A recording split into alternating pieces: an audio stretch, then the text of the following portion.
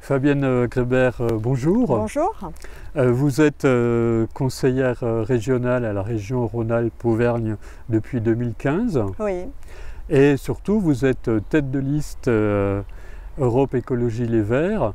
Pour l'écologiste, oui, des écologistes. Pour les prochaines élections régionales qui auront lieu les 20 et 27 juin. Tout à fait.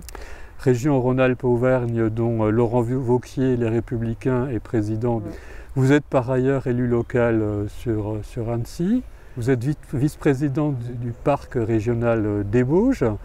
Et à titre professionnel, vous êtes consultante et maître de conférence à l'université Savoie-Mont-Blanc, là où nous vous rencontrons aujourd'hui.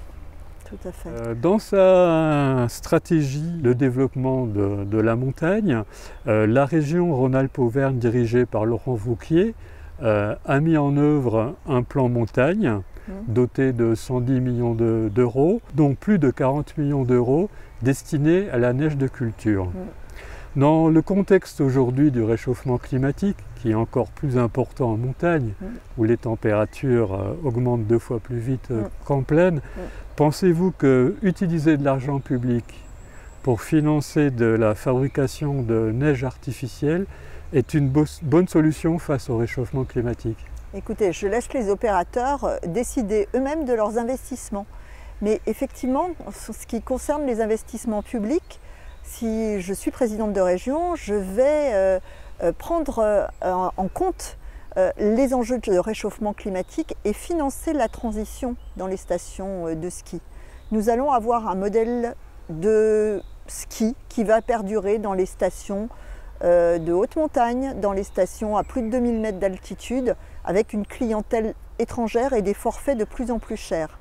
Mais parallèlement, nous devons accompagner les stations de moyenne montagne qui vont souffrir du réchauffement climatique et qui n'auront bientôt plus de neige.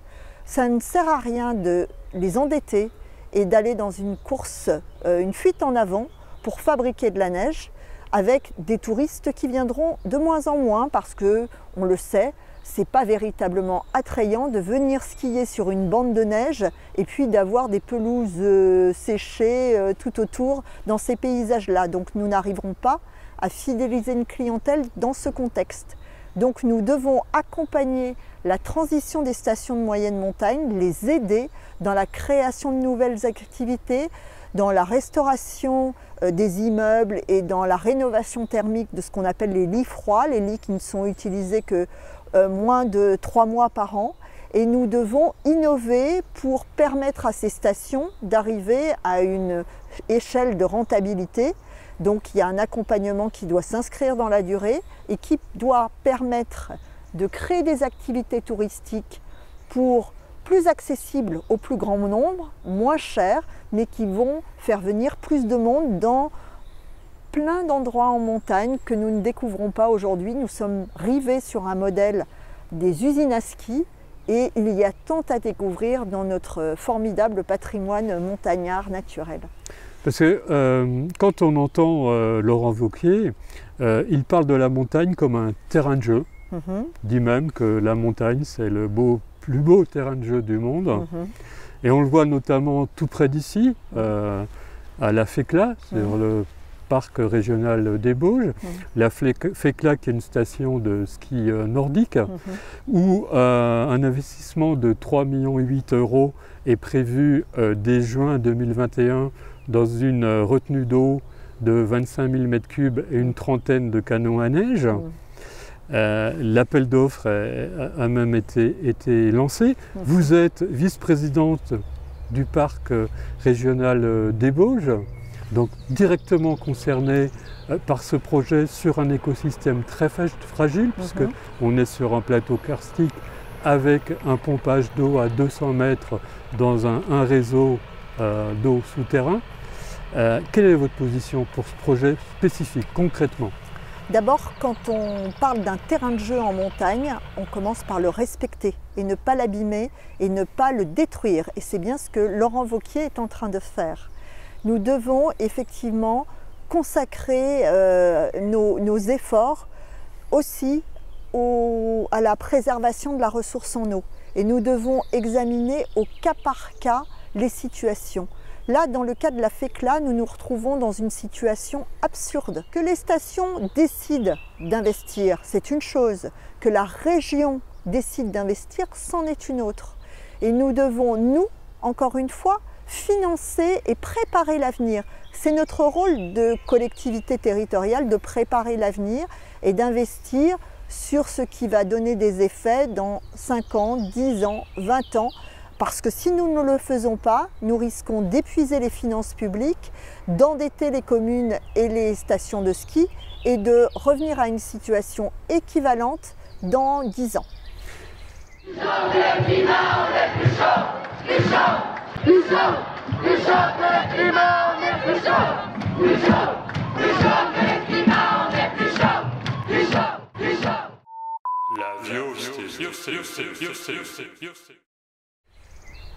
Un autre problème aussi sur ce même domaine, c'est la disparition d'une partie du pastoralisme, puisque cette retenue va occuper des terres pastorales.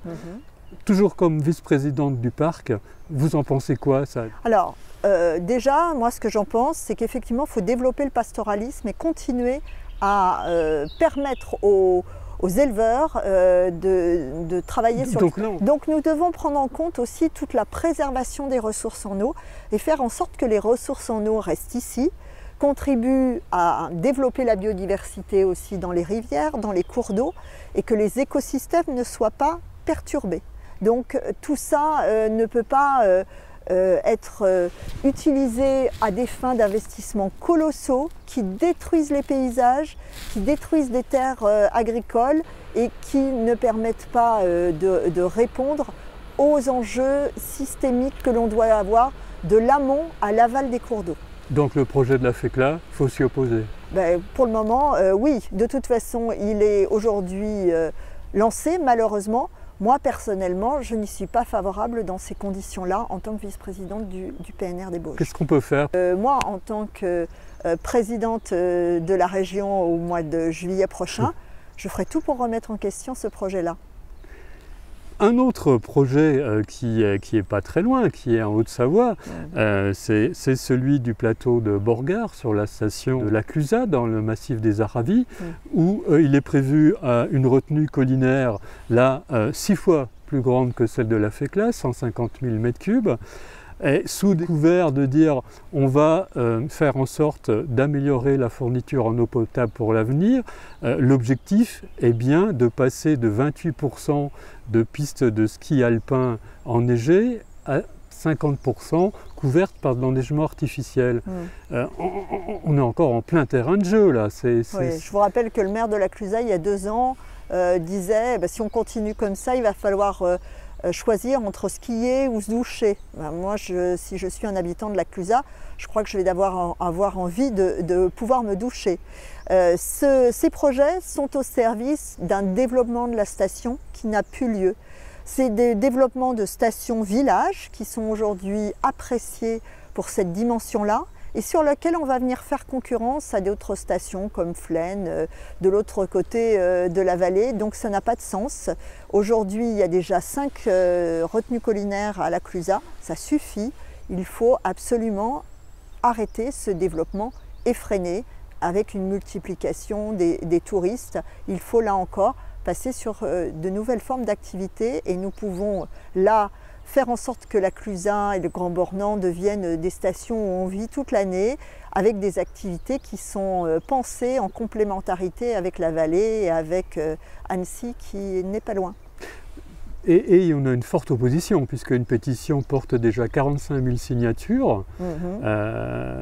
Est-ce que vous pensez que le projet va se faire ou pas? Écoutez, là encore, je ne sais pas précisément sur le plan réglementaire où nous pouvons encore l'arrêter. Je soutiens en tout cas le collectif qui est vent debout sur ce projet-là. Et comptez sur moi, je vais aller les voir très bientôt à la Clusaz. Fabienne Grébert, les élections régionales vont bientôt avoir lieu, les 20 et 27 juin 2021.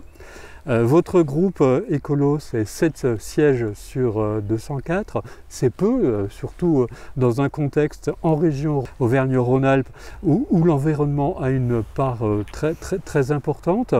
Quels sont vos espoirs pour... Là, nos espoirs, c'est de gagner la région. Vous l'avez bien vu, au municipal l'an dernier, nous avons eu une vague verte à Grenoble, à Lyon, même à Annecy, dont je suis une des artisans de la victoire. Et nous espérons bien transformer l'essai et faire en sorte que cette aspiration à un monde d'après, cette aspiration à un environnement respecté, à des oiseaux qui chantent, à des ressources en eau respectées, à de l'adaptation au dérèglement climatique et puis surtout à des emplois créés localement au service de la transition écologique, soit des sujets qui rentrent au cœur de ces élections. Nous avons un plan de transition de 3,6 milliards d'euros, c'est la moitié des investissements de la région qui seront consacrés à la transition écologique.